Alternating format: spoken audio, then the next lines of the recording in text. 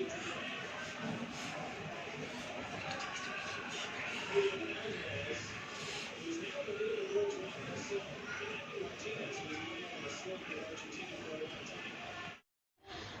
দর্শক, আসসালামু আলাইকুম। যে যেখানে আছেন আশা করি ভালো আছেন, সুস্থ আছেন।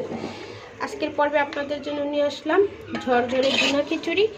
আর এই খিচুড়িটা গরুর মাংস আর চাল একসাথে করে ঝরঝরে একটা খিচুড়ি রান্না করব। আশা করি রেসিপিটা আপনাদের কাছে ভালো লাগবে।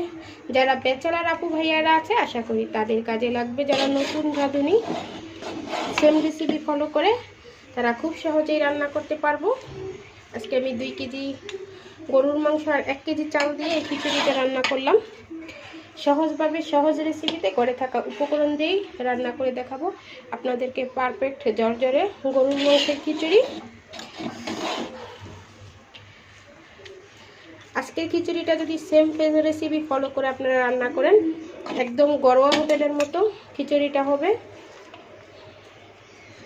এটার এতটাই টেস্টি, আপনারা একবার বাসায় ট্রাই করতে পারেন। আশা করি রেসিপিটা আপনাদের কাছে ভালো লাগবে। তাহলে চলে গেলাম পুরো রেসিপিতে।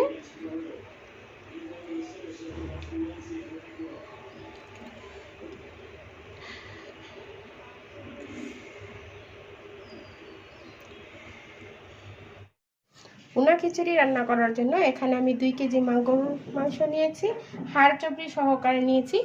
এখন এটাকে আমি মাখিয়ে বসিয়ে দেব। এখানে নিয়ে নিব আমি প্রথমত আদা রসুন বাটা দিয়ে দেব। আদা রসুন বাটা দিয়ে দিলাম 3 টেবিল চামচ। গোটা গরম মশলা দিয়ে দিলাম। গরম মশলার ভিতরে লং, কালো গোলমরিচ, এলাচ, দারচিনি। এলাচ দিয়েছি 4টা, দারচিনি দিয়েছি 3-4টা, লং দিয়েছি 4-5টা। আর এখানে আমি নিয়েছি হলুদের গুঁড়া 1 টেবিল চামচ, মরিচের গুঁড়া 1 টেবিল চামচ,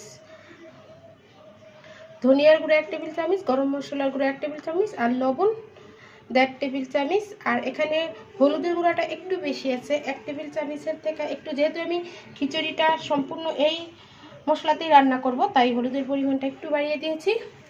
আর এখানে দিয়ে দিব পেঁয়াজ কুচি। পেঁয়াজ কুচি দিয়ে দিলাম 1 কাপ।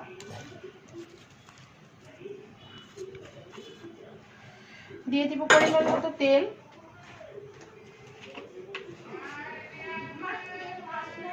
তেল দিয়ে দিলাম 1/2 কাপ। দিয়ে সম্পূর্ণ মশলাটা খুব ভালো করে মাংসের সাথে মিশিয়ে নেব। সম্পূর্ণ মশলাটা খুব ভালো করে মাংসের সাথে ম্যারিনেট করে নিয়েছি, দেখতে পাচ্ছেন। এখানে আপনারা যদি মশলার পরিমাণটা বেশি দিতে চান তাহলে একটু হলুদ গুঁড়ো, মরিচের গুঁড়ো বাড়িয়ে দিবেন। তবে আমি আমার পরিমাণ মতো নিয়েছি। যদি আমার মতো আপনারা 2 কেজি গরুর মাংস রান্না করেন, যারা নতুন রাঁধুনি আছেন তারা সেম রেসিপি ফলো করে সেম মশলা দিয়েই রান্নাটা করবেন। এখন এটাকে আমি ঢাকা দিয়ে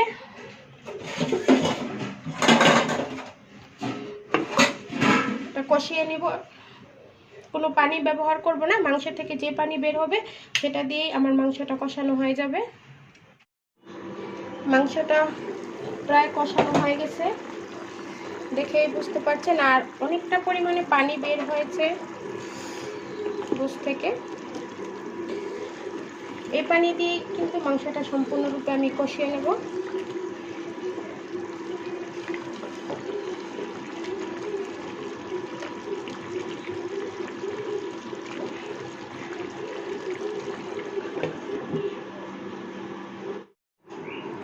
এখানে আমার মাংসটা হয়ে গেছে। আর আমি অফ ক্যামেরা এখানে একটা আলু দিয়েছিলাম, কয়েকটা কাঁচামরিচ দিয়েছিলাম, এতে আমার বাচ্চারা খিচুড়িতে একটু আলু পছন্দ করে তাই দিয়ে দিলাম। এখন এখানে দিয়ে দিব ভাজা জিরার গুঁড়া। ভাজা জিরার গুঁড়া দিয়ে দিলাম 1/2 টেবিল চামচ।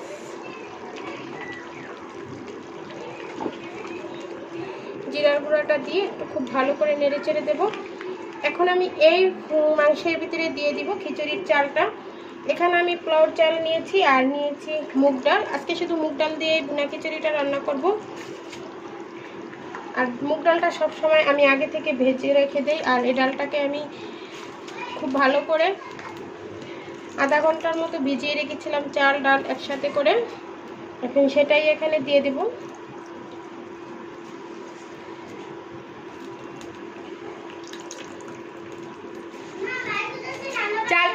চালটা দিয়ে দিলাম, দিয়ে খুব ভালো করে নেড়ে চেড়ে নিব একটু। আপনারা চাইলে আলাদা করে খিচুড়িটা রান্না করে তারপর মাংসটা দিয়ে দিতে পারেন, তবে আমি একসাথেই রান্না করবো আজকে। চাল ডাল মিলিয়ে বেশ খানিকটা হয়ে গেছে, কারণ এখানে 2 কেজি মাংস 1 কেজি চাল মিলিয়ে প্রায় 3 কেজি হয়ে গেছে। আমার মনে হচ্ছিল পাতিলটা ছোট হয়ে যাবে, তাই আমি অন্য একটা হাঁড়িতে ট্রান্সফার করে নিয়েছি, দেখতে পাচ্ছেন। এখানে তো এখন দিয়ে দিব আমি 2 টেবিল চামচ লবণ দিয়ে দিলাম, আর দিয়ে দিলাম 4টা কাঁচামরিচ, মাঝখান থেকে 2 ফালি করে দিয়ে দিলাম। এখন আমি খুব সুন্দর একটা ভালো ফ্লেভারের জন্য দিয়ে দেব সরিষার তেল। এখানে আমি 3 টেবিল চামচ সরিষার তেল দিয়ে দিলাম, দিয়ে চালটাকে খুব ভালো করে একটু ভেজে নেব।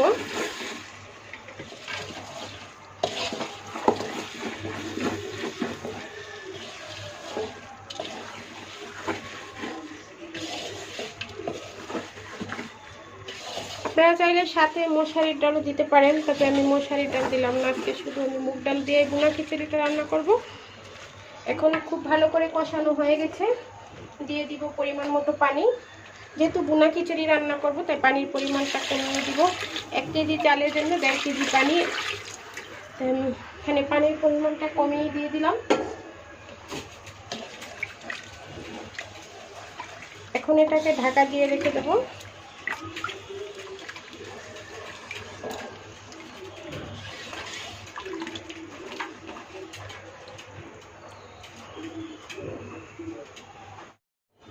এ পর্যায়ে পানিটা টেনে গেছে, দেখতে পাচ্ছেন খিচুড়িটা দমে পড়ে গেছে।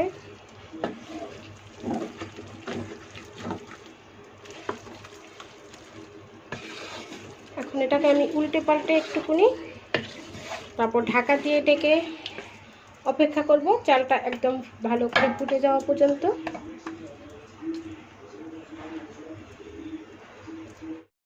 এই যে খিচুড়িটা তো রান্না হয়ে গেছে, এই যে দেখুন কতটা পারফেক্ট জর্জরে হয়েছে। এখন আমি একটা প্লেটে বেড়ে দেখাচ্ছি আপনাদেরকে, দেখেই বুঝতে পারছেন কতটা ঝরঝরে এবং পারফেক্ট হয়েছে। সেম রেসিপি ফলো করে আপনারা এভাবে ট্রাই করতে পারেন। বানিয়ে নিলাম ঝটপট খিচুড়ি। আশা করি আজকের রেসিপিটা আপনাদের কাছে ভালো লেগেছে। রেসিপি ভালো লাগলে লাইক কমেন্ট এবং বেশি বেশি করে শেয়ার করবেন। যারা আপনারা আমার চ্যানেলে নতুন এসেছেন তারা অবশ্যই আমার চ্যানেলটাকে সাবস্ক্রাইব করে পাশে থাকা বেল আইকনটা ক্লিক করে নেবেন। আর যদি রেসিপি ভালো লেগে থাকে তাহলে অবশ্যই একটা লাইক দিয়ে দিবেন।